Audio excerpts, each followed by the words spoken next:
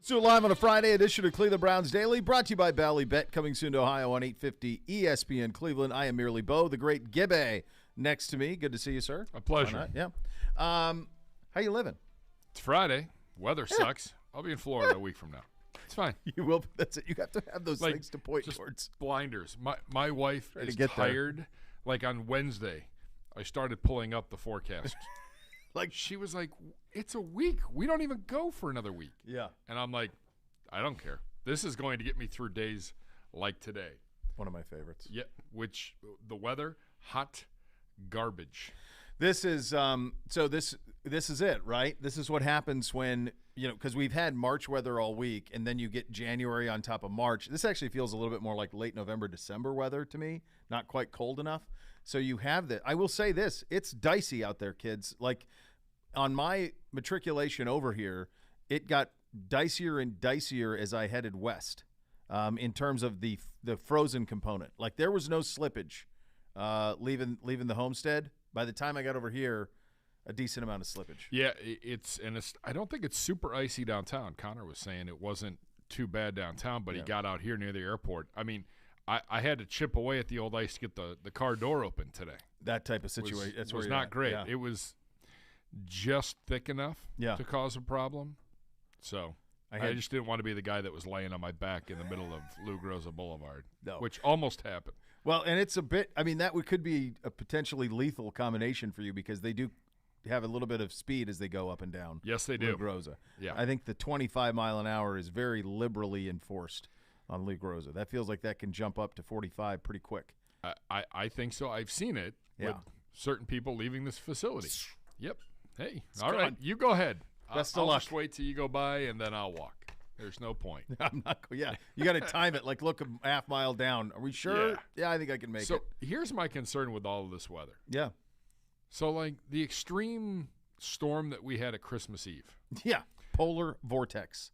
I feel like that was 3 weeks late because normally we get, like, some kind of blast, some kind of storm in early December. We never got it. No. So are we on a delay in terms of when all of this is coming? Well, I don't know. I mean, I'm looking extended here, Gibbe. Like, I think I'm turning my water back on outside. I think, you're at, you want it like next week we're 50 one day. Next Not week ideal. it's like 49, 50. So that's just slop. It's in the 40s and 30s for much of next week. I mean, I'm going out 2 weeks. 2 weeks from today showing 34, but that's probably just taking monthly averages. There's no teens in here. You would take that in January. Yeah, you will. I will be frustrated as we get through the weekend and the snow that is accumulated turns to just slop on Monday and Tuesday at 46 and 49. Yeah, it's just gray. which is going to be a problem when I walk my dogs. So we had I took Buddy Garrity and I go on morning walks and evening walks. These are it's amazing. Like we haven't even had him a month. He's almost 3 months old. It's taken very little time in order for him to be potty trained. Like that's sorted out in like 10 days. That was sorted out. That's pretty impressive. Yeah. No accidents. The nipping was nipped in the bud in probably 3 days once we figured out how to do it. That's sorted out. So on our 2 walks, these are his time to do his major business. So he does 2 bits of major business a day, if you will, one in the morning and one in the evening. So he's a lot like my grandpa, God rest his soul. Like that was kind of his calendar. So he's got it early morning, and it's the same spot, morning and night, just different parts of the walk, but same spot. And this morning, this was the first time that he had seen snow since the first 2 days that he was with us when it was 20, 30 below zero and all that. And then that was like, let's just go out and get in. Like it was brutal. We weren't taking walks at that point. And my guy in the snow this morning was pure joy. Loved it. Jumping, bounding in, chasing any leaf, sticking his nose and everything, largely probably deer scat. I mean, it was a remarkable thing how excited he was by the snow. He was quite jacked up by it. So that added to it. That's how our one is. Roxy loves ready to it. go. Oliver's like, get me in. Just leave the back door open because I'm coming right back in and waiting by the back door. What's the age discrepancy? Oliver he's 11 now. I think 10 or 11. He's over it. He is. He's the old man. Get off my lawn. Like, this is stupid. Why are we out here? It's much warmer in there. Roxy's 4. Yeah. 3 or 4. And she just is like, I'm not coming inside. She's a teenager. I don't want to come inside. Yeah. And then, like, if it gets too icy or too cold, then she kind of freezes. That's where the problem has become. She lifts her paw up and she's like, it's too cold to put back down. And then I got to carry a 60-pound dog back from an 8/10 of a mile away from my back door. That's a real treat there. Not great. On that front. Yeah, good stuff. So, look, this is Super Wildcard Weekend, but this is what it's in the brochure. Well, I don't like the wet. One or the other. Freeze it or not. The slushy stuff is tough. It's not great. This was interesting today. I know that you saw this as I see it reflected here in the rundown. I saw it this morning. Jadeveon Clowney apologizing to Myles Garrett for his comments last week, issued a statement. As a son and a parent, I want to fully apologize to anyone I offended, specifically Myles Garrett and his family. My words in the locker room were not only taken out of context, but completely misrepresented. As a man, I reached out to Myles specifically to apologize. I will continue to learn and grow as I move forward. There's a couple things with this. So if he reached out personally to Myles, as he says he did, then this statement is something that is to reflect public image and to be viewed in a more positive light in that. The issue that I think is, number one, I don't like when I want to apologize to anyone I have offended. So that's not exactly saying I did anything wrong. It's like if you're offended, I apologize to anyone for whoever I may have offended for anything. Those always bother me. And then the other thing that I'm not sure about, and I always think that this is a little dicey because this is where a lot of people go often. Not only taken out of context, but completely misrepresented. I mean, isn't this a full transcript? Don't we have didn't Mary Kay transcribe this? It's from Mary Kay. Like, he talked to Mary Kay on this. Like, that would be readily available. Yeah, I think that I'm sure that Mary Kay asked, like, before we go down this road, is this on the record or this off the record? Sure. She is a Hall of Fame journalist. Sure. I'm sure she asked that question. And well, he's not saying that it was off the record. He's saying out of context and completely misrepresented. So the only way for that to be true is if tone – the only way that you could even spin that to be true would be that if you heard the way that I said it, you would know what I meant by it. Completely misrepresented, that stuff bugs me a little bit, man. I think that's tough. Just apologize. That's where I'm at. Just own your part of it. Simple, and go, hey, I screwed up. It's been an emotional season. Yeah. It doesn't justify my actions. I just want to apologize to Myles. I want to apologize to my teammates for not being active for the final game of the year to help us in a game that was quite winnable. Yep. Yeah, like, that would have been nice. Just do that. Like, that's – I don't – if you want to go down with the road with a journalist and the journalist has it on tape somewhere, that could come back to make you not look so great, make you look worse. Yeah, and we're kind of at a point too where we're kind of at a point like we are so ADD as a society, like on to the next thing, that like will this thing even be like, will it come to that? I see a lot of several of the beat writers from the Plain Dealer and Cleveland.com, Ashley Bastock, who's in there all the time, saying, I'm not surprised, was disappointed. It's come to this. His words were not represented or taken out of context. This was a by-the-book interview in the locker room. Yeah. So. And that's what you expect. Yeah, that's what's going to happen.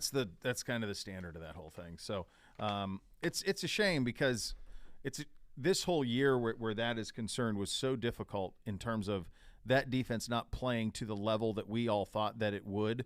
We've talked ad nauseum as to the reasons why that were the case, and it starts with some of the personnel stuff with the defensive tackles and probably the way that they thought they were going to play versus the way they ended up playing. But one thing is for sure is that it's hard to argue that the best Jadeveon Clowney has ever played in his career was year one opposite Myles Garrett last year. He was great. He was absolutely great. And he's one of those guys that when he was what he was in year one, When you see it in the building and you see it week to week, you understand the impact that he has from 30,000 feet. I don't know if Jadeveon Clowney gets the credit for it as good as he is, because it's when you draft a guy number 1 overall at defensive end, you expect him to have 16 sacks a year, and that's not who he is. No, he actually plays more like a defensive tackle. Correct. Yes, he's fantastic against the run. Mm-hmm. The sacks came last year, and I think that people thought you were going to get an encore of that. But if you look at his career statistics, last year was almost an anomaly. But he played well, and I think at times this year, like, he really stepped up and gave you everything. And I know he doesn't talk. He's not big talking to the media, but we got the chance in the building to get to know him, mm-hmm. and really nice guy, like big family guy. Yeah. Talk to his kids every morning, like just in between meetings, would be in the cafe. How your kids doing? How's the family doing? Everybody good? And we'd have a conversation about that. And nice guy, and that's why when this stuff came out, it's like season's almost over. Like just walk away from that. Just walk away from all of that. That was it. We just wanted to get through the week. Yeah, it's disappointing. Everybody's angry. No one's happy. No. And it just, unfortunately, I think we can all assume this has closed the door on him coming back. Yeah. But never say never, I guess. But I don't know. Just it sucks because he is a talented player. Yeah, and he was a great compliment to Myles. Yes. When they were both healthy and on the field, he was a tremendous compliment to Myles Garrett. I mean, he was exactly what was needed. I mean, Andrew Berry had been trying to sign him for many, many years before eventually by getting him, you got a paid assassin. Yeah. That's what it is. Yeah. I mean, that's really what he's the hired hitman to join the party. Yep. And I wonder, too, like, if his, like the acquisition of Deshaun Watson, it was kind of a situation where I wonder if he was wondering, could this be the last place I play, that type of stuff. Like, you were hoping for that. Opposite Myles, Watson's here, like all of those things seem to make a lot of sense. So I like the apology. We went over some of the things that are a little bit problematic. Yep. Browns assistant general manager Glenn Cook, our great friend, is set to interview with the Titans today for the GM vacancies, per NFL Network insider Ian Rappaport. Stay there. I bet the weather's better down there than it is up here. I like Stay there for another day. No. I'm like, stay for another day. Yeah. Take your time. Enjoy yourself. You know what? Hit up Broadway. Maybe I'll just hang out here for the weekend. Get yourself a nice meal. We love Glenn. Yes, we do. He interviewed for the Bears last year and the Vikings last year. Yes, it came down to him and Kwesi. Kwesi, yeah. The Cardinals have requested an interview with Brian Flores for their head coaching vacancy. We know Brian was here yesterday. This was my fear in this. I think we talked about this yesterday on the show. I feel like we did. That Flores is a guy that is almost it feels like our guys want this done pretty quickly, and they want to be able to get to moving on things. The problem for Flores with somebody like Flores is I think there's going to be such tremendous demand, whether he is as a defensive coordinator, like everybody would want to hire him as a defensive coordinator who has that need, but most especially and even more so in terms of from him a priority standpoint would be the head coaching component of this. So my hunch is that this won't be the last job that he interviews for, this one out in Arizona. Far from it, in fact. So I think if you want Flores, you're going to have to wait out this run of him interviewing for other jobs. Well, and I think the one thing that's interesting to watch is the development.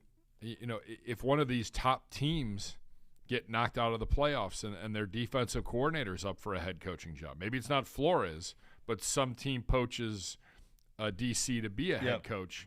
Well, all of a sudden, if the 49ers have an opening for DC, you don't think they're going to go after Flores too? Well, I just think about, like, if, as you were going through that, think about Dan Quinn, if he were to leave Dallas. Yes.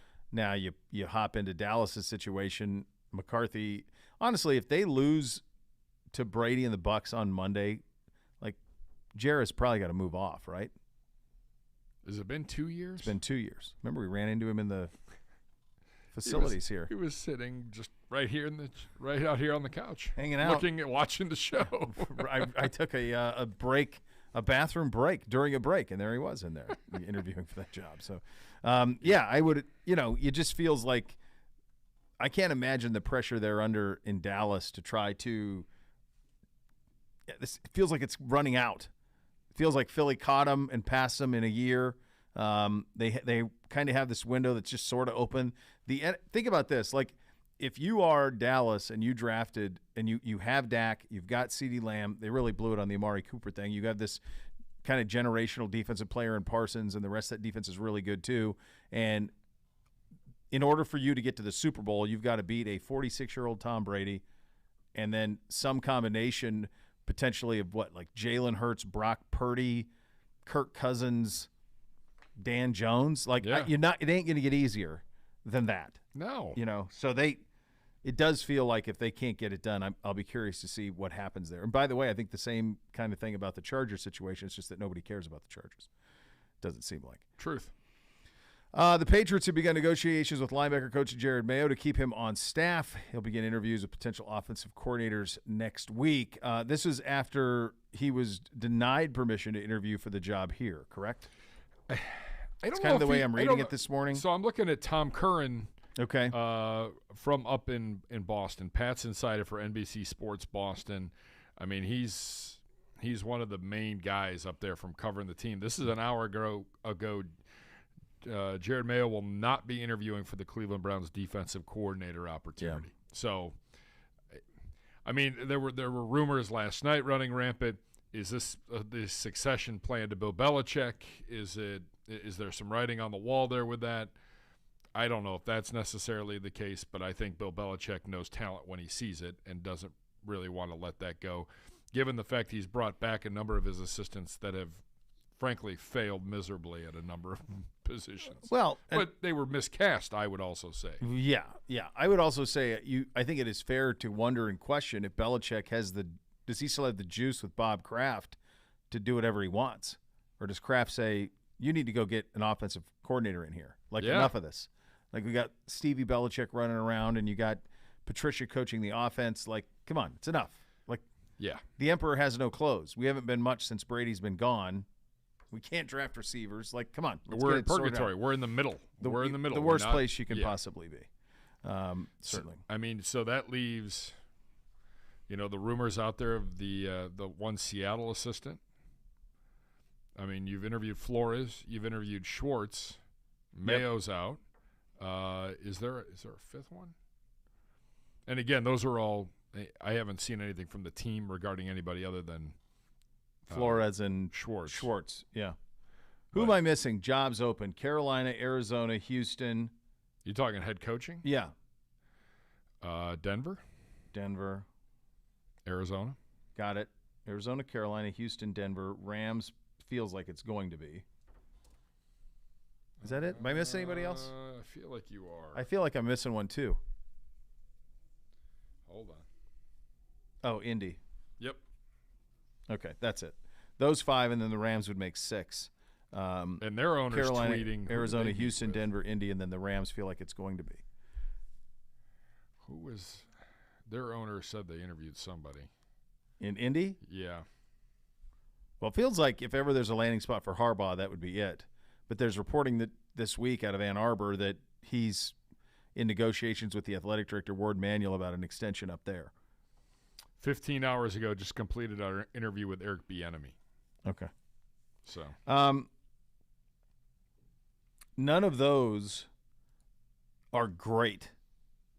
No. Carolina is not great. They got a good young defense, but you don't know what you're doing at quarterback. Arizona, you got to figure out Kyler. Like, you're married to Kyler Murray. What does that look like? There was a time 3 years ago. I don't know if that makes it an appealing job. Well, I don't either. Houston, if they wouldn't have blown it, you could have picked your quarterback to build with. Because of what they did in the game against Indy, they can't. But they have a lot of cap space. They have multiple picks in the first round.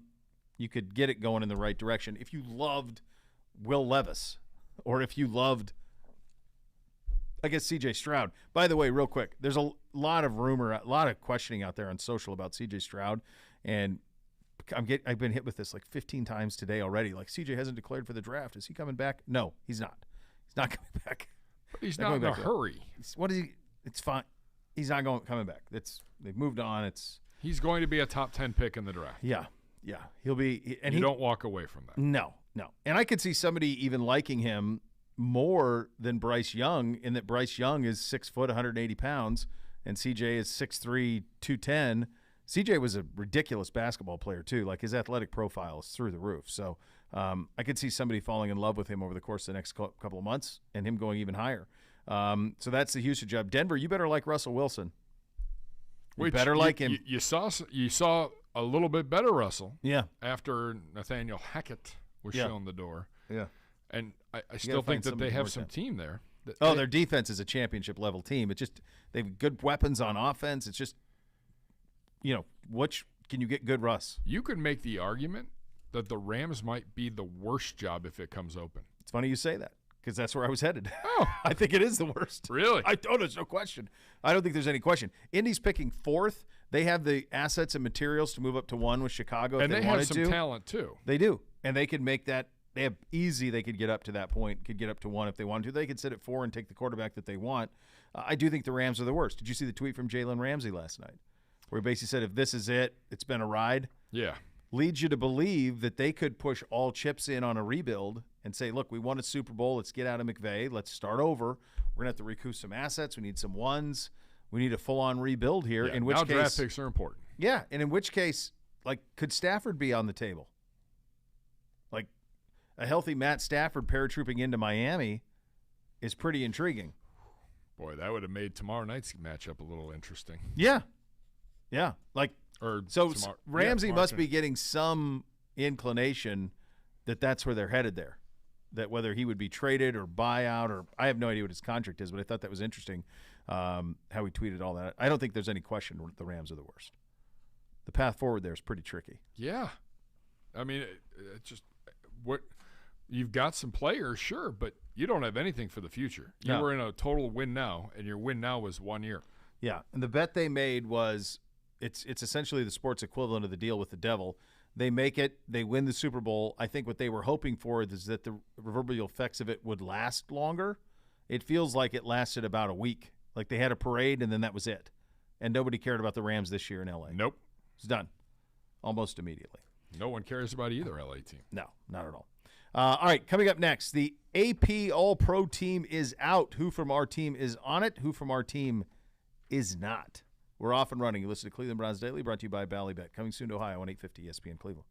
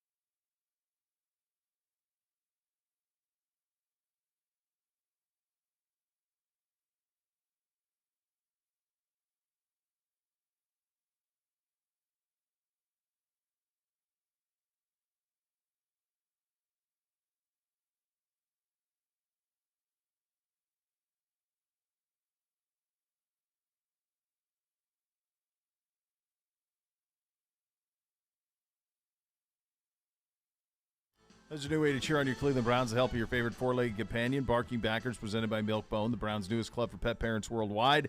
Sign up today at barkingbackers.com. Barking Backers, the fan club for dogs. As we go around the NFL, the Associated Press All-Pro team is out. This is the one that anytime Z and I do the Hall of Fame conversation, we say, well, how many – it's the first thing. How many All-Pros do you have? That's the first thing we We're not the only ones. Yeah, no. It's, like this one carries the most weight. It's the standard. Now, I think the pro football, I think the NFLPA's all-pro team will start to get some juice. I would agree with that. As well. Honestly, there are a lot of similarities between the two lists, not too many differences. But here's from a noteworthy standpoint, and you start to think about legacy, you start thinking about, are you a Hall of Famer? Are you a Ring of Honor guy? Are you a all-time great? The first thing you look at is how many times you're an all-pro. That's just it. Fair or not, that's it. So, to that end, Joel Bitonio is a first-team All-Pro again. So this is his second first-team All-Pro nod. It is his fifth All-Pro mention. He was 3 times second-team All-Pro already. So Joel Bitonio, still in the prime of his professional football career, is trending towards, and it's really hard at guard. It's harder than it is at tackle. But he is trending towards Ring of Honor Hall of Fame material. That's where he's headed. That's where he's headed. I mean, he's 31 years old. 2014, second-round pick number 35. So, and I know there was one year I know he got hurt. He was on injured reserve at the end of 15 on December 7th. And then in 2016, he was put on injured reserve in October after sustaining a foot injury. But after that, I mean, he's, knock on wood, he's been an Iron Man. Yeah. And he's played at the highest level. And 5 All-Pros, 5-time Pro Bowler, pretty impressive. He's building a nice little resume. He is. There aren't that many guards in the Pro Football Hall of Fame. Bruce Matthews and Randall McDaniel, I believe, are the 2 most recent. Which I always thought Bruce Matthews was a tackle for some reason. Well, he kind of was everywhere. McDaniel for Mike Munchak is in as well. It's been a minute. Like, just from this is why that is such a. I'm just curious. Like Randall McDaniel. Is Munchak or McDaniel the most recent Hall of Fame guard? Well, he's 58, so it's been a minute. McDaniel, I feel like, was part of that anniversary class, wasn't he? Was he? Could have been. Pro Football Hall he was all-decade team in the 90s, 100th anniversary team. He goes into the Hall of Fame. No, 2009. 09. 9-time first-team All-Pro for Randall McDaniel. 9-time first team? 9-time first team. Oh. I mean, I feel like that ultimately should have been a feels that maybe first time first ballot guy. Yeah, 9 times he was the best in the business at what he is. So just from a Mike Munchak, who's in as well, he goes into the Hall. He was an All-Pro a total of 8 times, 2-time first team, 6 times second team. Okay, so that seems to be the spot that you need to be at guard. Is you got to get in that 8. Is there aren't that Joe D's in, but there aren't that many. It's a position that's kind of largely forgotten in the Hall of Fame. But a nice resume being put out there by Joel Bitonio as he knocks up his second first team All-Pro selection. He is the only Brown on the first team. Correct. That's it. So I know what you're saying. Well, what about Miles? Well, remember in the NFLPA list, Miles was on the first team All-Pro and Micah Parsons was not. It's inverted here. Nick Bosa is the constant on both. This time Miles is second team according to the Pro Football Writers. Micah Parsons is first team according to this. So this would be the 4th All-Pro nod for Miles. He's got 2 first teams. This would be his second team All-Pro nod. It wasn't particularly close according to the voting between Miles and Parsons for that second spot. Nevertheless, big time congratulations to being named an All-Pro for the 4th time for Myles Garrett. Miles, outstanding. Yeah. I mean, Micah Parsons has been a game wrecker since day one as well. Yeah. That's a tough call. I mean, brutal call. We talk about needing 3 wide receivers on the ballot.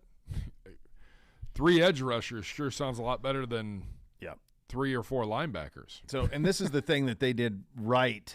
I think the AP team did this right in that they did 3 wide receivers on the first team. Remember, there are only 2 on the NFLPA. They just had Jefferson and Adams.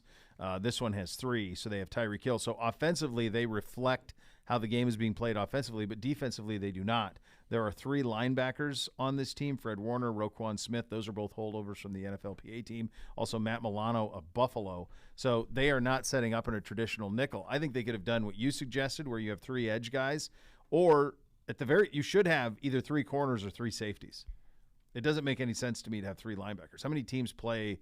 I mean, what was he saying earlier this week? Like, there were how many instances we play like 30% of the game in base, and we're one of the heaviest teams to play base, and it's like only 30% of what we do. This team, to me, should probably reflect that a little closer to that. Nick Bosa makes the first team as well. He'd probably be the NFL Defensive Player of the Year. It feels like it's trending in that way. This would be his second consecutive – well, his first All-Pro nod. Well, and it goes back to what you were talking about, reflecting the game. Only 1 running back per team. Yeah. Josh Jacobs, first team.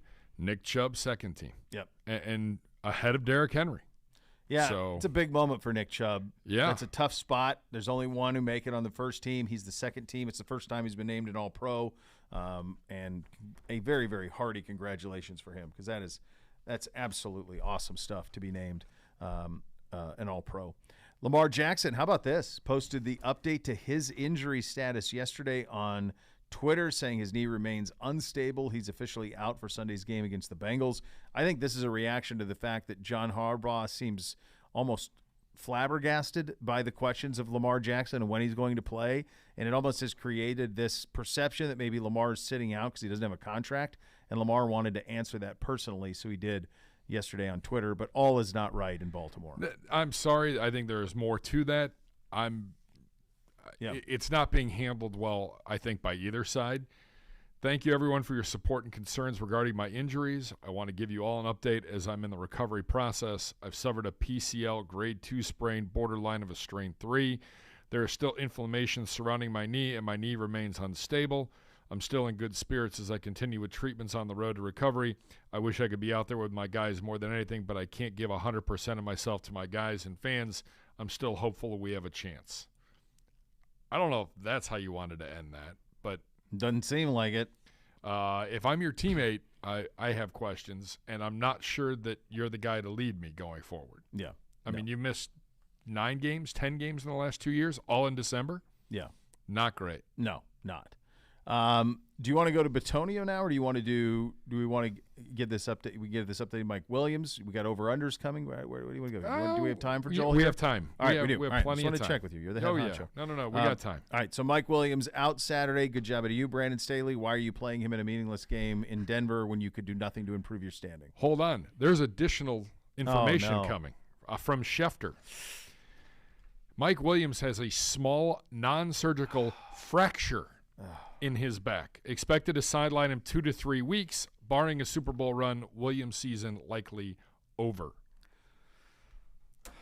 What were you doing? What were you doing, man? What were you doing? By the way, that guy hasn't been healthy all season. No, he hasn't. So why playing him in a meaningless game? They could not do anything to improve their standing. Nothing. They're going to Jacksonville or Tennessee regardless of what happened in that game. I would not be surprised if Jacksonville beats them again. I would not be. All right, let's head back to Locker Room Cleanout Day and a conversation with our first team, All-Pro left guard, Joel Bitonio. I know we've asked you a lot about you guys are down. Adjusting to Deshaun and everything. What can you take now that you've had that 6 weeks in totality? What is the biggest thing that you feel like next year, really is important to do to maximize what he can do? Yeah, I think we saw glimpses of what we can be with his, ability to improvise, ability to make the big pass when we need to get out of sacks. Also, opens up, the run game for Nick Chubb. I think the last couple of weeks, we haven't given him the ball as much, but his efficiency has been a lot better, run and pass for Nick. So you see all those things where it's hey, the goal is to maximize our offense for everybody in it. You know what I mean? And if that's spreading them out and letting Nick run in 6 and 7 man boxes instead of 8 or 9 man boxes, I think it's a big advantage for us. And I think you saw glimpses of what we can do second half of Washington, some of those touchdown drives we had yesterday. And obviously there's things we need to work on. You know, I think we have to understand, you know, the scramble drill a little bit better. We have to understand our, you know, our protection, how he's going to move her out the pocket, things like that. But I think you saw glimpses of what could be good. Joel, did it feel like 2 seasons in one? And was that shift from Jacoby to Deshaun maybe tougher than you imagined? I don't know about 2 seasons in one, but there was definitely a distinct, you know, difference in it. You play with a guy like Jacoby who was kind of the starting quarterback really from, you know, start of camp, just the reps he got and all the things that he got. And then Deshaun comes in and we understand, you know, how talented of a player he is. And so but different styles of play, you know, so the offense had to figure that out. And I think we're still figuring that out. But I think we got 6 games under our belt of what can work, what can't work, what we need to do better. And it's something that we're all going to have, you know, all offseason to really figure out. So your 8 season, 9 seasons, 7 of them, 8 with losing records. How do you process that and just keep next year? Yeah, I really take it 1 year at a time. You know, that's my overall record, and you look back on it. There's been a lot less successful seasons than successful seasons, but for me, you know, I'll look at big picture for myself, like what I want to do to get better, how I want to, you know, take that next step in my game, because I think there's always room to improve. And then big picture thing, like what can we do for this team next year? You know, I don't really look back on 2016 or 17, you know, that's really going to affect us this year. So it's tough, you know, you'd rather win games than lose games, and I want to win. You know, it's finish my career out with some winning records would be great. So that's kind of, you know, my process on that. And Joey, talked about it. What do you envision the offense looking like next year? Right, you said it started to transition. So, like, how do you think it's going to look? I think you're going to see more early down passing, more, you know, spread approaches, and that doesn't mean we're not going to run the ball or get the ball in Nick's hand, because he's, you know, one of our best playmakers, if not our best. But you're going to see things like that. You know, I think, and if it's working to our level, you're going to have a lot less third and longs. You're going to have, you know, second and shorts or third and shorts that are a lot more convertible than those third and longs, you know. I think it's just an efficient way to do things, and I think, you know, as an O-line, we want to protect better than we did yesterday, and we want the ball out of Deshaun's hand, you know, quicker as well. So it's just a combination of things. It's one of those things, but you're going to see that spread. You're going to see still take shots on play action. You're going to still see, you know, a few of our touchdowns have been off of play action passes and stuff like that with Deshaun. So they're all still capable. We're still able to run the ball and bully people. You know, at the end of the day, it'd be great if you could get him in 6-man boxes, and then we could run the ball with Nick, because, you know, I think he'll be even more dangerous if we could do that. Is it going to take an adjustment mentally as an offensive lineman that maybe it's going to be pass pro early and you got to do that more? Yeah, and I think for us, though, mostly is like you just have the mentality that the play can last forever. And no matter what you say, there's always that like little clock in your head where it's like, oh, okay, I've blocked long enough here. And with Deshaun, it doesn't seem like it's ever long enough because he's trying to make a big play. I know injuries happen, you know, during the course of the season, but especially, you know, when you're in the offensive line spot. But, you know, you guys, it was always, you know, if it wasn't Ethan, it was Jack. If it wasn't Jack, it was Wise. Somebody seemed to always be, you know, battling something. How much did that kind of takes a little bit away from being able to get the continuity you needed up there? Yeah, it's a major part of it, you know, and the fortunate part is they happen. You know, you get rolled up on, you get guys flying into the side of your legs, things that you really can't control a lot of the time. So you have to get used to it, but it did affect us. You know, I thought we were rolling pretty good. Poe ended up getting hurt, really affected us. Wyatt obviously was, you know, a little banged up throughout the year, and that was something that we had to try and overcome. I do think Coach Callahan does a good job of getting guys ready to play, you know, for those streaks of time. It's something we obviously want to be healthy, because I think when we have our 5 guys out there and we're healthy, we can be a pretty dang good O-line. As you close the book on this season, is it a different disappointment or hurt because you guys are talented? Yes, it's disappointing. It's hard for me to explain. It sounds like an excuse, but the NFL is such a close game business. You know what I mean? Every game's meant to be close. If you look back on the season, like there's 4 games, 5 games that you're like, even if we flip 2 or 3 of those, it's like we're sitting at 10 wins and you're in the playoffs. And that's something to think back on, but you have to figure out why you aren't executing in those moments. And, I thought about it a lot, honestly, like what's happening in those moments. And it's like, you just have to figure out a way to do it. I think once you start doing it, it just happens. And then you're going to turn, into a consistent winner. You guys had the playoff here in 2020, and I know 2020 was its own separate thing, almost entity as a season, but are you a little disappointed that wasn't the start, that getting that taste of it, 11 wins and all that didn't have a longer shelf life in terms of what it did for the organization? Yeah, it was frustrating. I thought we were, it's never easy in the NFL, but I thought that was going to, take us to that level of we're a playoff team every year. We're going to try and compete for the AFC North every year and see where we're at. And it didn't happen, the last 2 years. But I do have faith that we have, the right core of players, the right coach, to make that job and to take us to that level. It kind of follows what Chris and Jeff were asking, but it sounds like you've taken this season harder. Is that true? Is that just because you've been around longer? I hate using the word, but I'm getting older, I'm getting older, and you don't know how many years you have left playing. I'm not in year 2 or 3 where it's like, hey, I got a lot of time left. So it's one of those things where I want to win. Like, everybody wants to win, but you put in the work, you play this game. Obviously, there's, we get paid a lot of money. It's a dream to play this game, to just even have the opportunity to play it. But at the end of the day, we all want to win a Super Bowl. And, you feel like a little bit of your career's, empty if you don't have that opportunity. So, you run out of time eventually. Kind of off of that, I mean, you played with Joe, and Joe is, of his generation, maybe the best left tackle. Do you kind of look at him and say, we had all of this, but, I don't want to, obviously you want the personal, but Yeah. You want, I mean, does that kind of...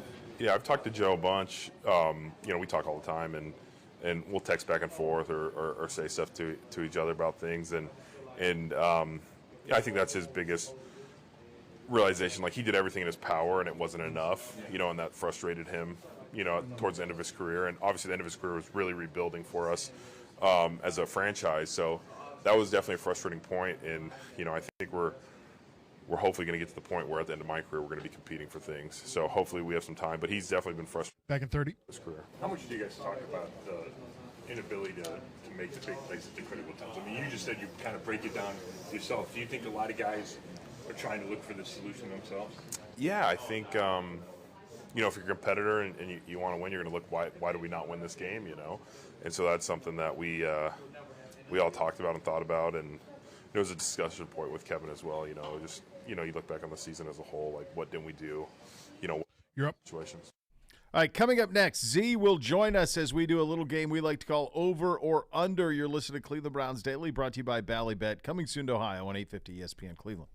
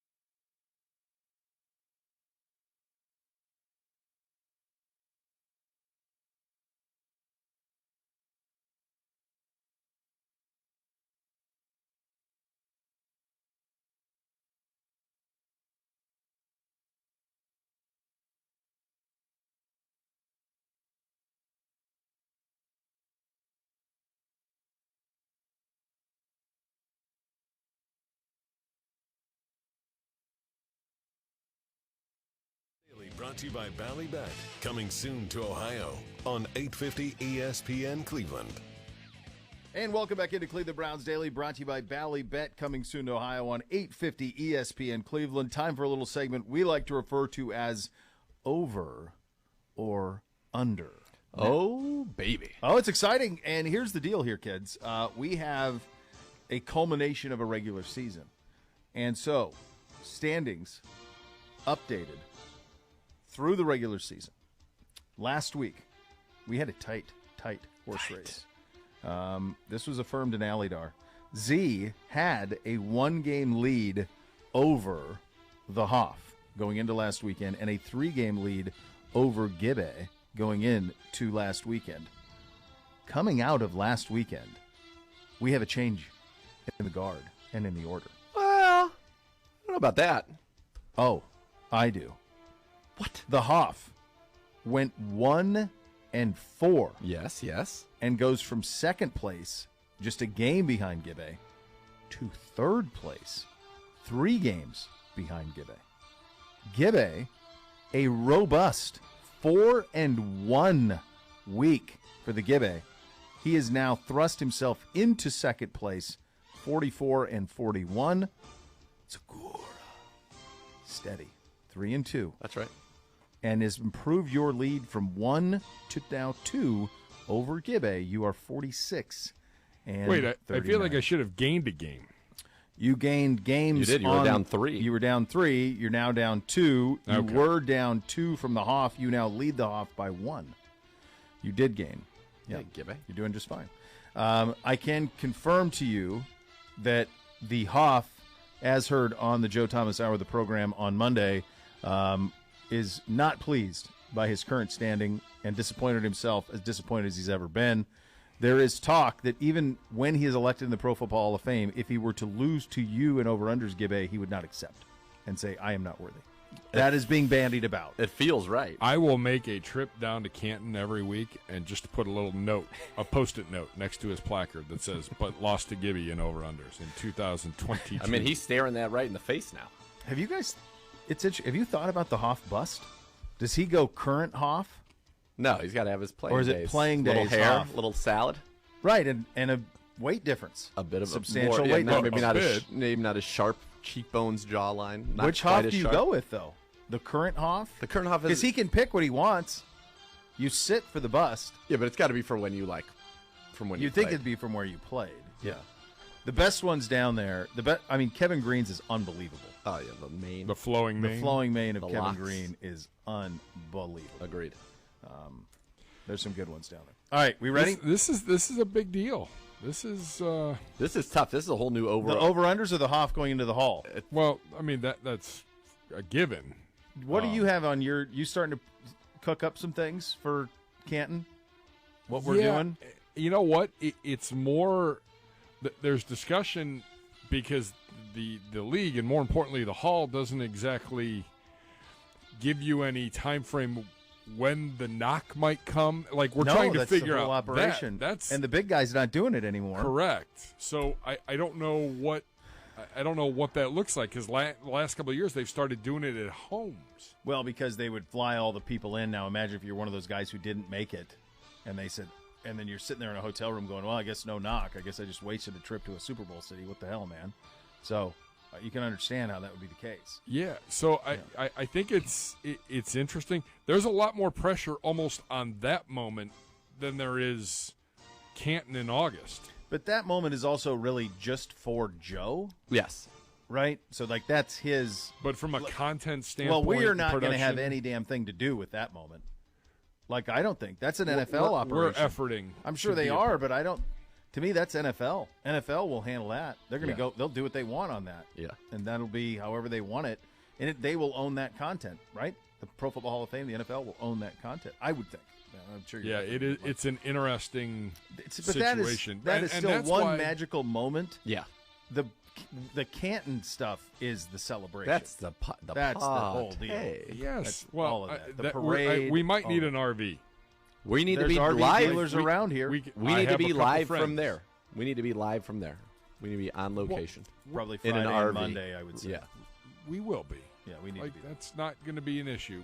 The problem, like, there's going to be a gonna lot be of logistics. It is not the easiest. No, that's true. Thing to work around. I had a friend at the McKinley Hotel that would help me out every year. We were the only station outside of Sirius allowed in the official hotel of the Hall of Fame. And eventually that became frowned upon. But we went like 2 or 3 straight years when I was at KNR.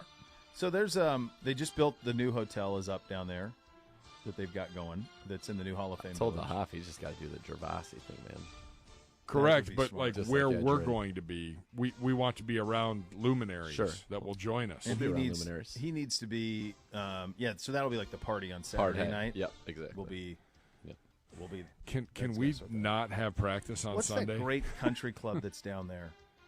Firestone? No, well, that's Akron, but there's one down in Canton, Canton. Brookside. Is that there's one that's got the ridiculous clubhouse that looks like a castle almost. I don't know. I don't know the clubhouse, but Canton Brookside's a very good There's course. a lot of good tracks down there. All right, so that'll be fun. All right, so in other words, none of that happens if he doesn't beat you in over-unders. So no pressure. As we go into the postseason, this changes dramatically, and I will say, talking to the over-under committee, one of the things there was great consternation with is how do we do this? You've got 6 games. Are you going to pick individual things? Or are you going to do? How are you going to do it? So you do the best you can with these things. We'll see how it goes. I'm just sad sacks, fumbles. That's the Gibbe's Achilles heel. Did I get that out right? Is it? Or is it not? You got it. That's 2 weeks in a row. Oh, God, he's hot. He's hot. Yep. Oh, boy. All right. Over or under? Let's start. Zagura, you are the leader. We will start with you. Now, you're going to have to pay attention on these a little bit. Okay? We're going quarterback yards. Okay? Total yards, passing and Total rushing. yards. No. Let's just go. We're going to go passing yards. Passing yards only. Finish. Passing yards only. Well, you said quarterback yards. We're going to take the Saturday and Monday games over under the Sunday games. Oh, God. So we got to be paying attention here, kids. So the Saturday games, you're going to have Chargers, Jaguars, 49ers, Seahawks, Dallas, and Bucks are the Monday nighter. Okay. So you can have those 6 quarterbacks, or you can take the 6 quarterbacks that play on Sunday. Passing yards. Saturday and Monday versus Sunday. Quarterback passing yards. Wow, this is tough. That's a great question. So Good the job, San buddy. Francisco-Seattle is supposed to be played in a deluge. It is not In the Bay? In the Bay. The weather is not looking good. They're I having wish you would have crazy, known that San when I Jose? took McCaffrey Were they high. playing? crazy flooding, all of that. Yeah. Madness. Yesterday in really. the in the fantasy draft. Yeah. I think this LA Chargers Jax has a lot of passing. Dallas Tampa has a lot of passing. I think Cincinnati has a lot of passing. Buffalo, no. Buffalo has a lot of passing. Miami, no. And then I'm undecided on this game. If the weather was fine for SF Seattle, I'm going to go Saturday and Monday. I think I'm still going to go Saturday and Monday anyway. Over Saturday and Monday. Zagura. Get it. I'm taking Sunday over Saturday and Monday. Under. Next. Over or under? All right, Gibbe. This one to you. Total receiving yards. Tyreek Hill, Justin Jefferson, Jamar Chase. Over or under Stephon Diggs, CeeDee Lamb, and Mike Evans.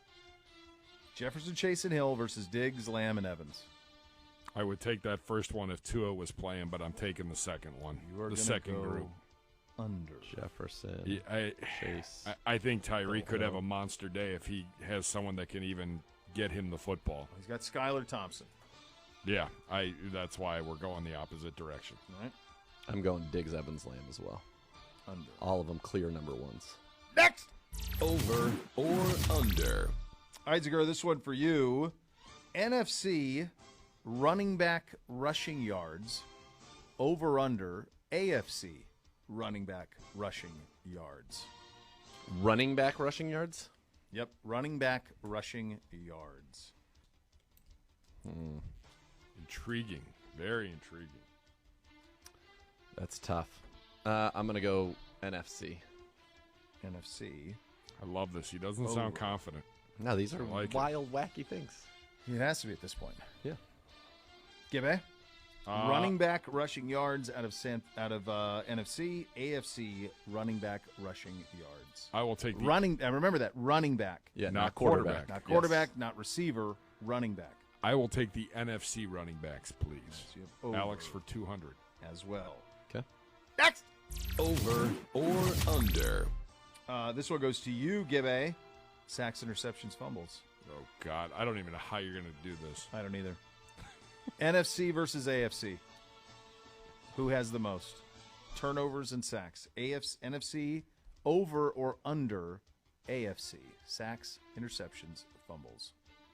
Gibbe. Boy. I think I'm going to take the AFC based on the matchups. Same.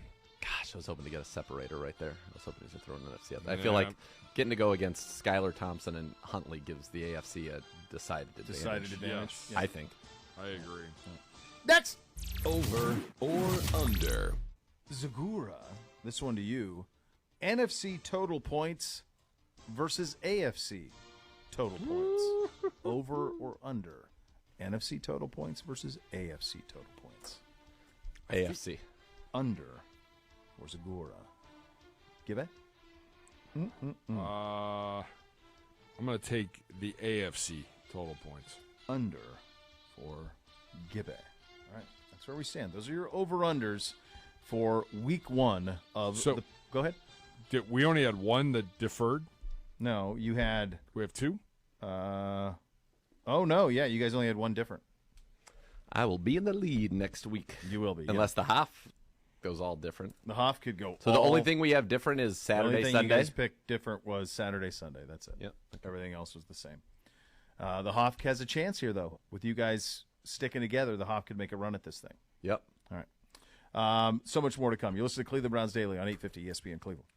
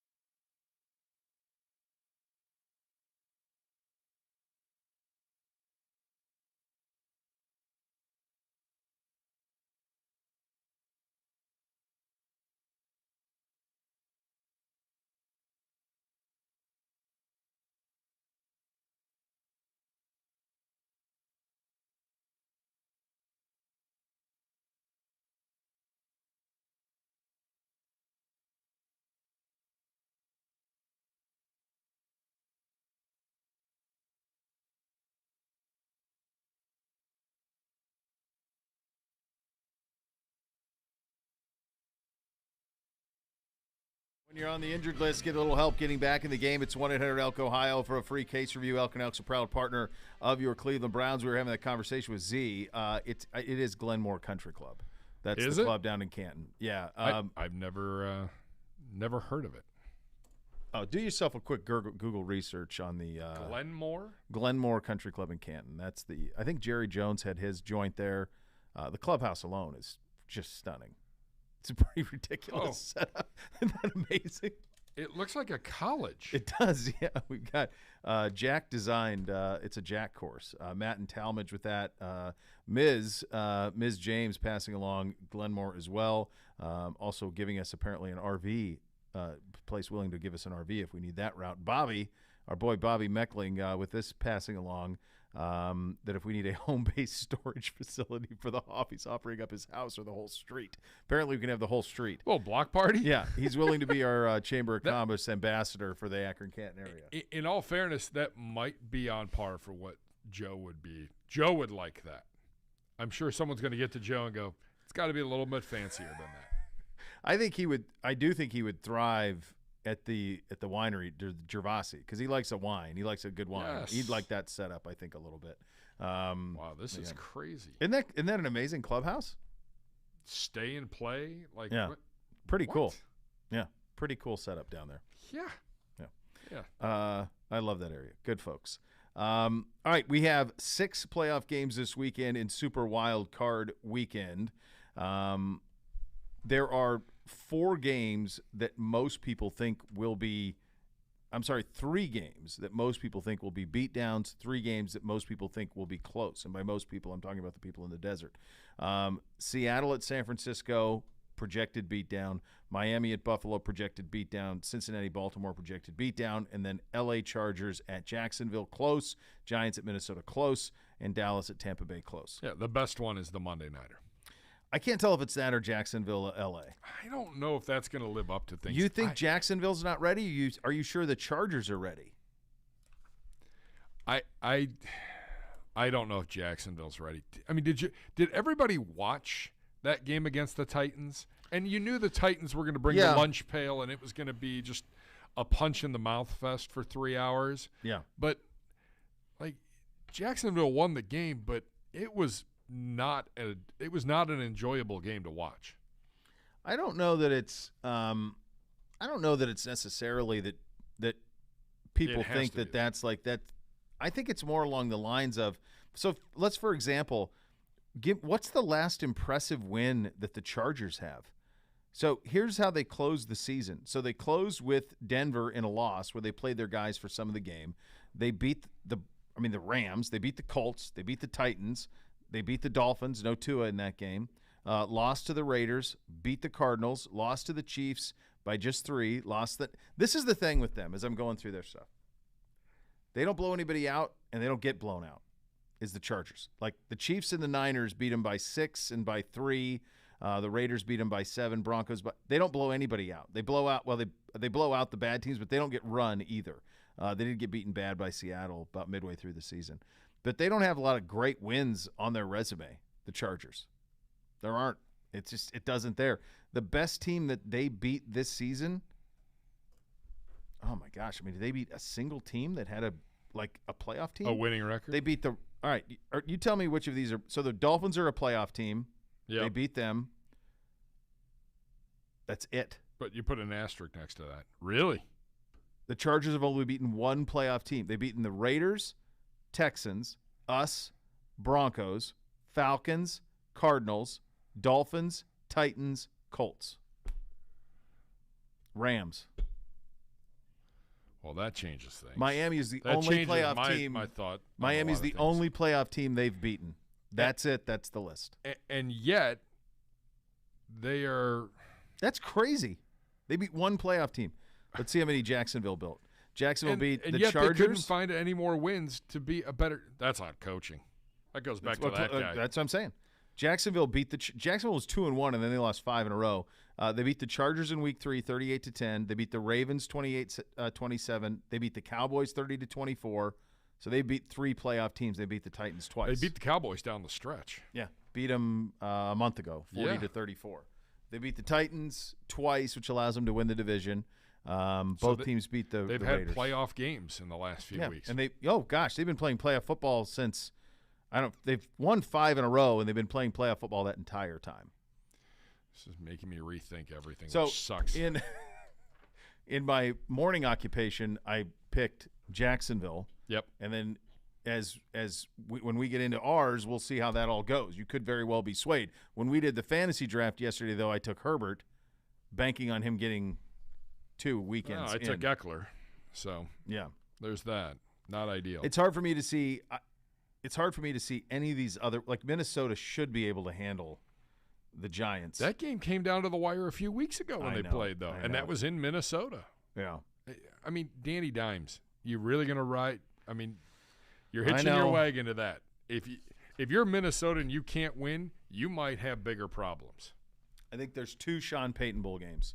I think the Chargers are a potential Sean Payton Bowl game, and I think Dallas could be a Sean Payton Bowl game. Yeah. If they lose to 46-year-old Tom Brady, is that all right? And then if McVay leaves, there's 3 things you're watching this weekend. Yeah. For the Sean Payton Bowl. Well, he can't go to the Rams. He's got to be smarter than that. That's a disaster. He's an L.A. guy. He's an L.A. guy now. I feel like that would be on the table.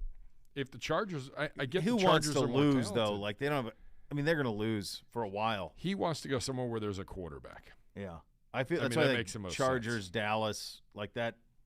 Those things make sense for him. But I watched both of those gigs going forward. Did you hear Mixon this week down in Cincinnati? We're the big dogs in the AFC. Like Cincinnati is sick of not being in that category with Buffalo and Kansas. They're reading everything that's written about them. Good. Yeah, they're reading all of it. So good. Let's get that Sunday nighter put to bed early. I think it's in play. Well, we don't even know about Hundley, do we? No. I mean, he was a limited participant yesterday.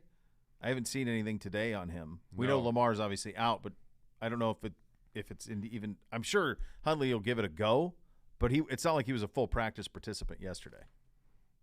Yeah, I'll have to look and see. So get the smart kids on that. All right, coming up next, Cade York. Boy, up and down, all of the joy of the opener, some of the lows. He got through it. How does he build off of it? You'll hear that coming up next. You'll listen to Cleveland Browns Daily, brought to you by Bally Bet, coming soon to Ohio on 850 ESPN Cleveland.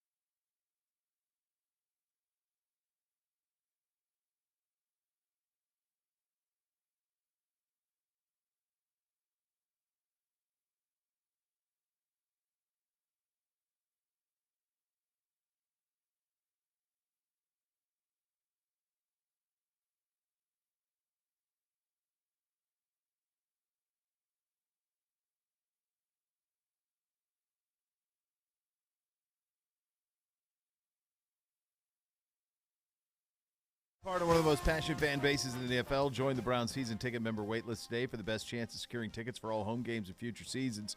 Don't miss out. Go to clevelandbrowns.com/tickets or call 440-891-5050 to reserve your spot today. You have an update on Hundley. He says 90% on the arm. Is that right? Yeah, he says his shoulder is 90%, 90 percentile, but says it'll be a game-time decision. There's not another option. No, that's it. You're not going with the other dude. You know what? The other guy gave the Bengals 21 points last week. Yeah. We don't have other options. We're suiting you up, and you're going to go out there and play with the 90 percentile shoulder. And the quote tweet was percentile. I don't really – that doesn't make sense, but okay. It's fine. That's where we're at. He'll play Sunday in Cincinnati. Not going to matter. No, shouldn't. All right, let's go back to locker room cleanout day. Here's our kicker, Cade York. I'm encouraged, by the way. You guys are down 3 minutes. And Cade, the last few weeks came pretty well. Yeah, and that's what I was saying. That literally, like I said, it was a little later than I like to figure it out, but last 3 weeks have been the best I've felt. I've completely got rid of focusing on technique. If there was something small I needed to fix in the moment, I did it. But other than that, it was just about honing in and trying to get tunnel vision before every time I kicked the ball. Warm up, practice, game, anytime like that. That was my focus, and I felt like the ball was flying off the foot better than it has all year. So that's going to be my focus going forward. Cade, I apologize if you were asked about this, but Mike Prefer, a lot of people have kind of gotten some heat on it, but you're right. I mean, obviously, your season went on. Obviously, Corey had a really strong end to the year. Like, what's Coach Preef just meant to you this season? Preef is probably the smartest guy in the room most of the time, at least when it comes to special teams. We can argue about some other stuff, but, especially when it comes to core guys and doing all that stuff. There's no one better to scheme it up.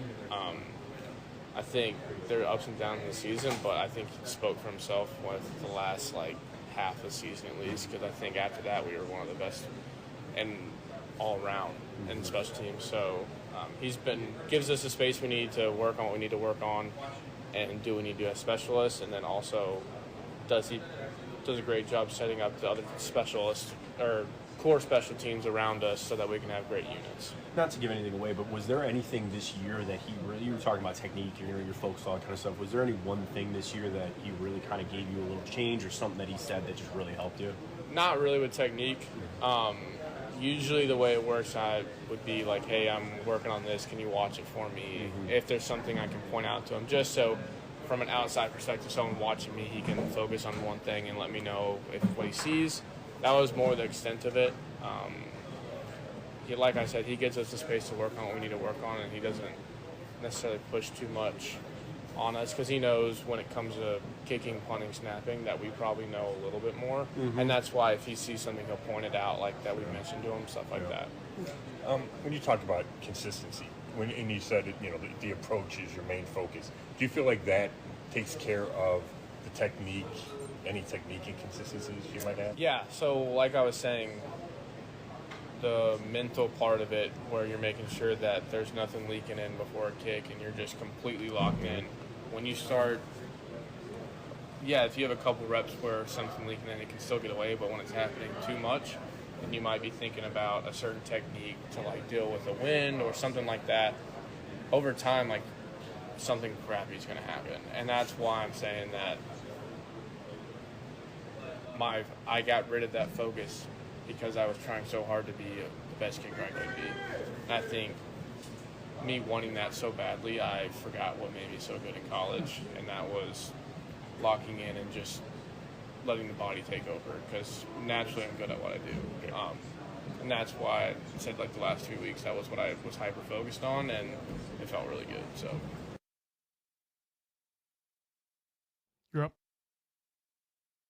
All right, there's Cade York from Locker Room Cleanout Day. Need a big rebound from here. Him and big off season. Yeah, I mean, showed flashes. Gimmies, yeah. But I mean, next year it's got to be a better year. Yeah. You had some highs, you had some lows. Now you know how to kick in the stadiums in the National Football League in December.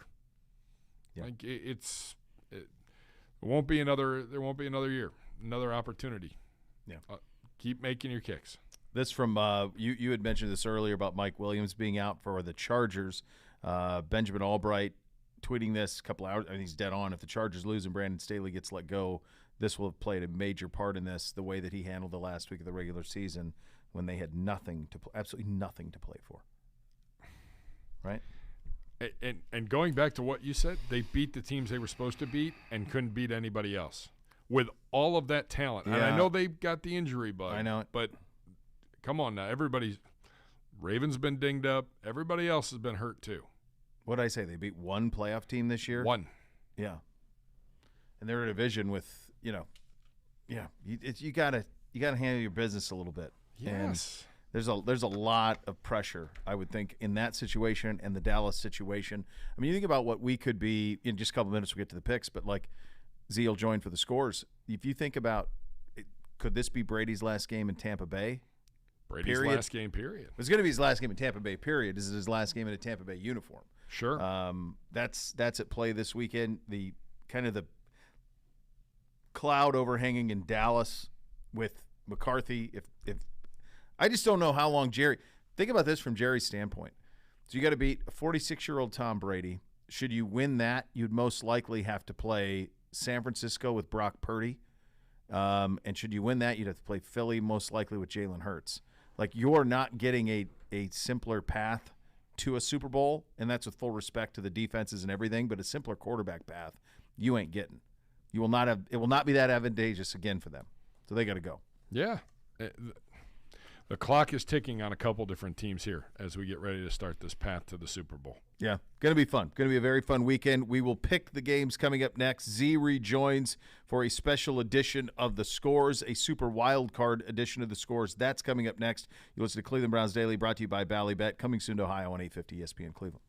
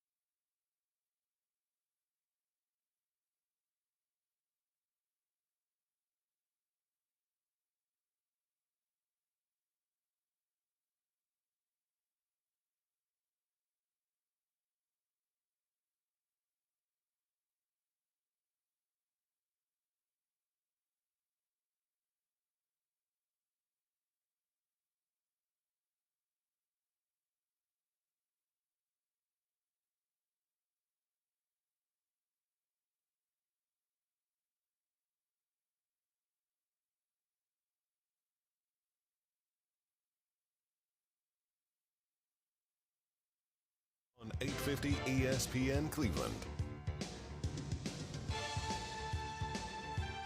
Well, we have reached that time, a little segment we like to refer to as the scores. It is a super wild card weekend edition of the scores. Before we get into it, before we get into last week, as you look at the 6-game slate, yes, give me your 1 through 6 intrigue. Most to least. 1 being your most intriguing wild card game. Intriguing in terms of like the ones that I'm interested. I'm interested down. I'm in. it. I'm Okay. watching it. Number 1, Cowboys, Buccaneers. Number 1. Number 2, Okay. Chargers at Jaguars. Okay. Number 3, because you grew up in the Bay Area and I hold you in high esteem, Yep. Seahawks at Niners. Okay. And number 4, because of all that they've dealt with, Dolphins at Bills. Number 5, Giants at Vikings, because I don't really care, other than I'd like to see Kwesi get a win. And then 6, least intrigue, Ravens at Bengals. I've seen it too much, and I just want the Bengals to win and move on. You've read the book, seen the movie, know how it's going. What was yours? I had Chargers Jaguars 1. Okay. That would have been my number 1 game. And then the next one would be 2 Cowboys Bucks, because it's the only other one. Like I love Kwesi, but I don't care about the Giants. Neither the Giants nor the Vikings feel like they're going to amount to much. Correct. Right? It feels like it's for one of them it's one and done, and then that's it. So the rest of them are lopsided, and here's a little teaser for the scores. I think they probably will be. Agreed. Lopsided. I think there is some intrigue in seeing Brock Purdy, like, okay, it's all been fine and dandy, but now this is the playoffs. Yeah. I was talking to Sam Monson, PFF, yesterday about Brock Purdy. And he was saying that Brock Purdy's, in terms of dangerous throws that he has to make per game, it's less than 2%. In other words, he is just doing exactly what Kyle is telling him to do, and that the scheme is putting people so wide open that on 98% of his throws, there's no danger. It's just safe. Yeah. I mean, just wrap your head around that. So he's a gangster. What do you mean? Well, I know. I think he's the only true genius in the NFL. Hot seat. And so there was I can't remember the example he gave, but there was somebody else who was a full percentage point more that held like the previous record for that stretch of games on least dangerous throws ever thrown, and he was a full percentage point less than them. So the question then becomes, at some point in the playoffs, you're going to have to make dangerous big-time throws. Can he do it? Can he do it? That's what we'll find out. Yeah. And the way that they're playing, will they ever be in a position where that hand is forced? It's clearly in the Super Bowl they will. I would think they would be in the NFC Championship game. But I think they're so good, because who do they get if they win? I'm trying to remember. Do they re-bracket based on seeding, or do you just stay in your bracket? Bucks, it's re-seed. They play the lowest remaining seed. Well, second lowest, right? Because the Eagles would get the lowest. They would play the second lowest remaining seed. Yes. Okay. So that theoretically could be in the NFC. The Niners could play. For example, like if the Bucks were to win, they would play the Bucks, because the Bucks are would be the highest remaining seed going. No. Vikings would be. Vikings. If the Vikings win, they'll play the Vikings. If the the Giants win, they'll play the winner of the Cowboys-Bucks. Can you imagine if you're the Niners, that offensive line in Tampa Bay trying to deal with the Eagles? No, they're getting 100 sacks. Yeah. I mean, for the Niners, if you think about your path to be Seahawks at home, Vikings at home, that feels pretty good. Yeah. Sure does. Feels pretty good. Yeah, and honestly, for Philly, it isn't hard either. No. I mean, we're all just want to see that NFC Championship game, Philly and San Francisco. That's when it's going to be. The AFC is where it's more interesting, because whoever comes out of that Jags-Chargers game, like the Chargers have taken it to the Chiefs and They're been frisky. in position to win, and Herbert's dangerous. I think they would be much more frisky than the Jaguars. I think the moment would be a lot for Jacksonville. For Herbert and the Chargers, they're so used to Arrowhead and all of that. Yeah. They've played in those big moments. I think that they could hang just fine. Yeah. To me, it's just a matter of, can the Chargers. I don't know that. We'll get into it when we make the scores, but it's a little nervy, that one. Agreed. Yeah. All right, Kiva. Oh, before we get what to did we that, do last week? Well, what did we do? What didn't we do? We both won 10 games, 10-6, as we talked about. There were only a couple that we both missed on the day, which is a remarkable testament. Thank you, Dallas. Thank you, Seattle. Thank you, Green Bay. And unfortunately, thank you to the Browns. But other than that, pretty darn locked in, you and I. I would have bet almost anything if I were inclined to do so that the Packers would take care of the Lions. That was the one last week that was the most absurd, that they wouldn't handle their business. It wouldn't have shocked me to say that they won 24-21 per se, like, and that the Lions still would have gotten inside. on. But to lose outright was stunning. Yeah. That was brutal. stunning. I mean, the Dallas one was too. Awful. I mean, favored by 7 and you get drilled. Yeah, that's a tough one to sort out, to say the least. When you still had stuff to play for at that point. Yeah. These for are sure. Where did we end up? Where are we in the regular season? We are both 44 games over 500, which is insane how we have gone. Plus 44. Yeah. Is that the all-time regular season record? Or No. the first year we were? I'll have to look 50? on the first year. First year, I think. I don't like think we ever had a combined 88? No. No, that has to be the record. Yeah. You had one. The where first you year were I was you like were 50. absurd. Yeah, and I was. You were I still wasn't, good. I wasn't far off. I feel like I No. was in the 30s. Here, hold on. You want me to look Yeah. right now? I can pull it up right now. Hang on, man. I got a minute. We got a minute to pull So that up. 88 over, 88 picking over. every one of them. So 18 was the first year. Here it is. Yeah. So this. See, that's why you love Excel. Look how quickly you got to that. Yeah. Talked about that. So 88 ended the regular season at 48 and 36. So, by my math, that feels like exactly the same. That's unbelievable. Really? Is that right? No. 44 and 44 is 88. This is 84. That's 84. So this is the new record. We both went 3-0-1 in the wild card. 1-3, 2-2 in the divisional round. We both went 1-1 in the championship round. So Okay. middling really from there. Yeah. Yeah. So we're in, yeah. We're that's no. it. This So is this the record. is the this all-time is the number. regular. This is the new standard. The standard is the standard, 88. and it's 88. Yeah. 88 miles an hour, Marty. Yeah, like we did. But here's the Pretty thing. sure that's what Here's we the were thing. doing on the bus coming home. Here's the we did great in 2022. Uh-huh. We need to be better in 2023. Got to. We got to be better. Even though incentivized. No more incentive, just a desire. Just desire and hunger. Yes. To do more To be based great. on you, the This. audience's appreciation of Yeah, us. and helping them. Yep. That's right. All right. Let's go, Gibby. Totally agree. Let's get down to it. Super wild card weekend. I hate these games. This would be very hard if I was able to do so, deciding which games I would invest on because monstrous home favorites, and it just it's scary. Scary in the playoffs. Well, but anyway. It all kicks off Saturday, 4:30 on Fox. It is the 49ers hosting the Seattle Seahawks. The Seahawks back their way in. They won. They need a little help. They got a little help from the Detroit Lions. Pedro, not Pedro, lead us off here. I mean, it's got to be, right? Especially if the weather's bad. It all... nerd. Spumoni. Huge. Niners. Niners, 80. Seahawks, 9. Yeah, what San Francisco has done since Purdy has been in the mix is nothing short of remarkable. Agreed. They have not lost with him. He has handled all of the business. Their defense is just dominant. They have scored over 30 in every game since Purdy's been the quarterback. 33, 30. No, they won Seattle. Seattle was 21-13. 33, 35, 21, 37, 37, 38. That's the stretch. It's not only they do that, they usually handle their business. There's only one time they haven't covered in that stretch. It was against the Raiders in Vegas, where they came back and won 37-34. Yep. I just think they're absolutely humming. I was trying to think what this would be that would make me go the other way on the scores, and it would have to be closer to probably 13, honestly.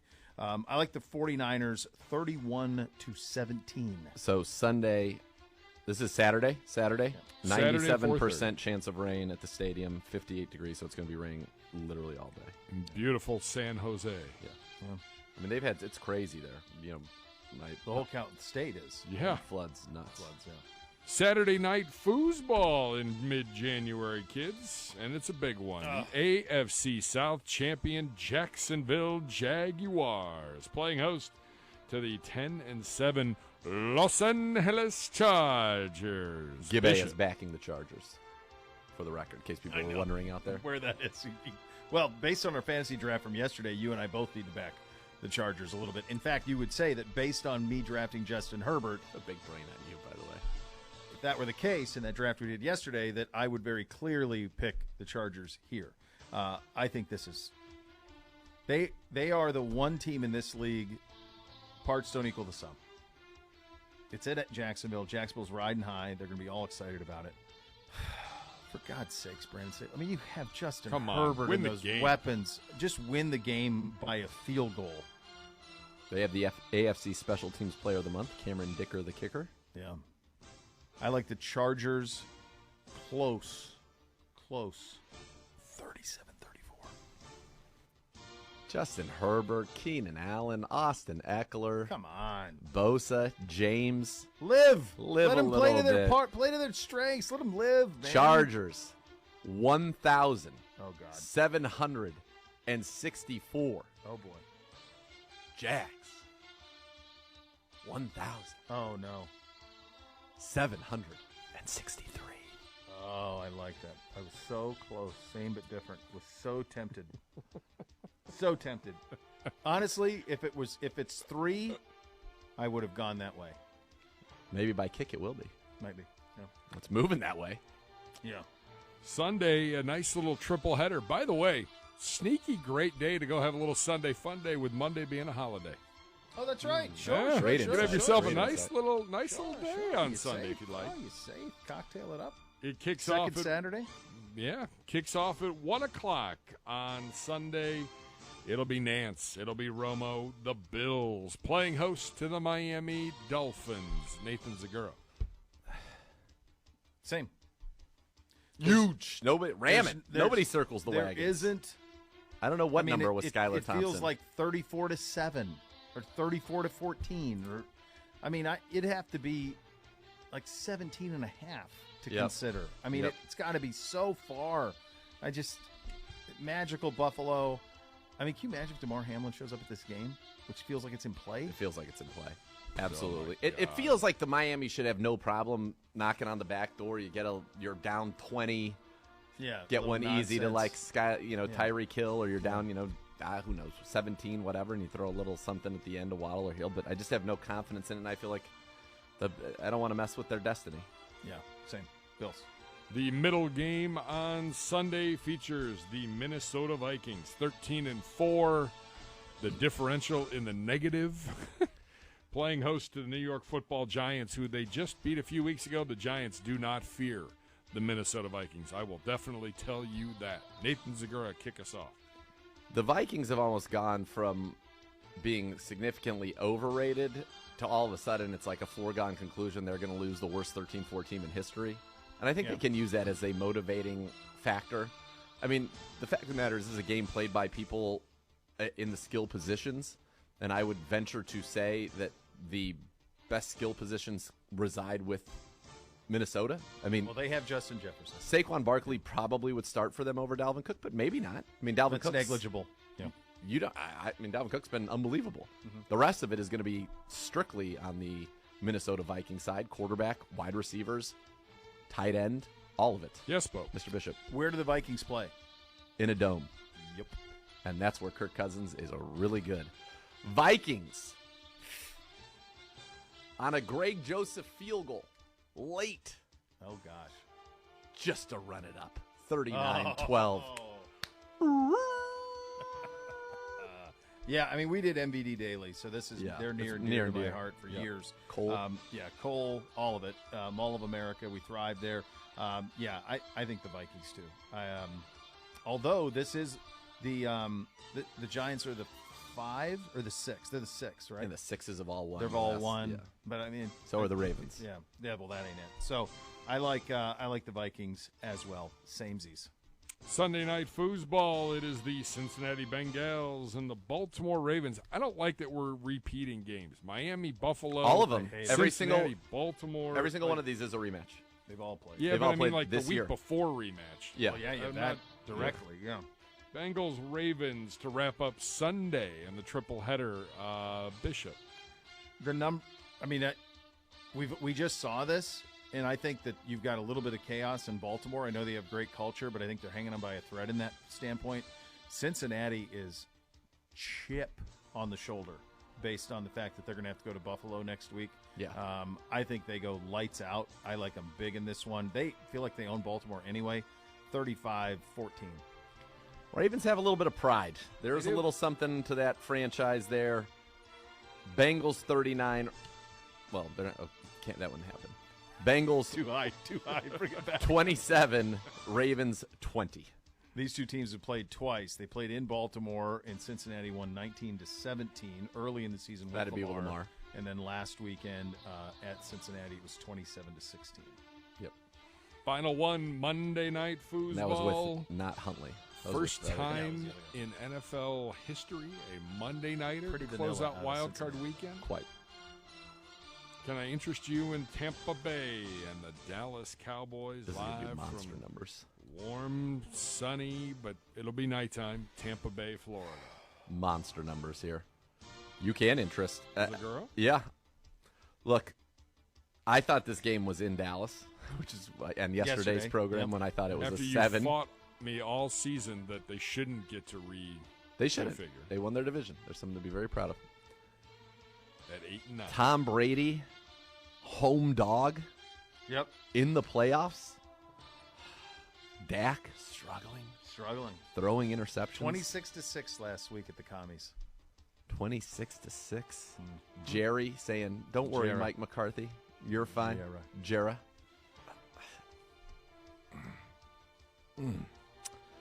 Bucks win it outright.